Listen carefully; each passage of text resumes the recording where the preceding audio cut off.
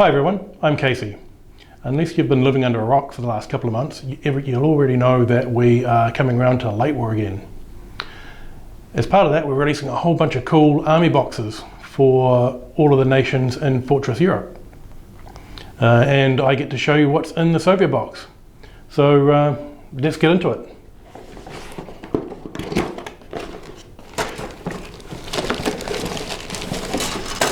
All the army deals come with the same sort of product.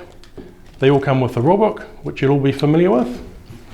They come with all of the unit cards that you're going to need to play with the units in the book.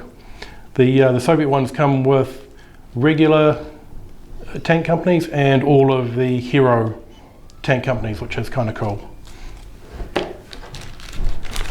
You also get decals and a handy dandy quick start with the core rules. Basically, this is an 8-page book where if you read it, you'll know everything you need to start playing a game. The last bit of paper product is this, which is basically a quick start to what's in the list. It's got all your assembly guides, a summary of the cards, and a basic army list, so you don't have to think and you can play straight out of the box. Right, onto the models. To start with, we'll look at the KV tank. This comes in 2 sprues and can make one of 3 models. You can make the KV1, the KV1S, or the KV8S. I'm probably going to build these as either the 1s or the KV8 flame tanks as infantry support. Next up, one of the best new units in the, or one of the best revised units in Late War is the Su-85. These are really cool because they've become veterans in every sense of the word and can foot it with any enemy tank.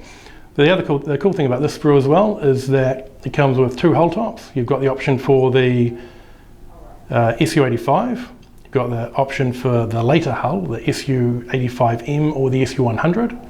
I'm going to be building them as Su-85s, but for those people who may already have some, you can always build them as Su-100s to future-proof your army, because you know they're coming out sometime as well.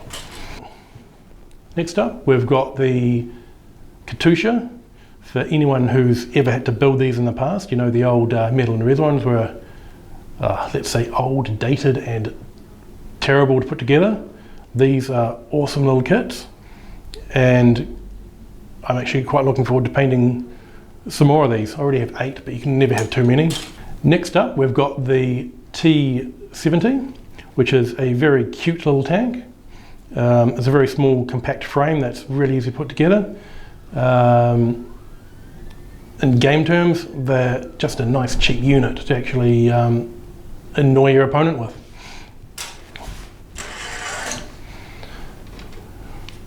Lastly, we've got the T-34, which is a cool, versatile kit. It's a workhorse of any Soviet army. The kit can build both the T-34 and T-34-85, so it's a very useful kit. Soviet players are going to have to wait a little while to get their army book, but on the plus side, it does mean that we put more effort into giving them all the lists they need to start with in Fortress Europe. You'll notice that in here they've got more lists than anyone else. They've got options for hero lists, for regular armies, which is quite cool. I'm going to be building all of this stuff as a hero force, but obviously do what you like.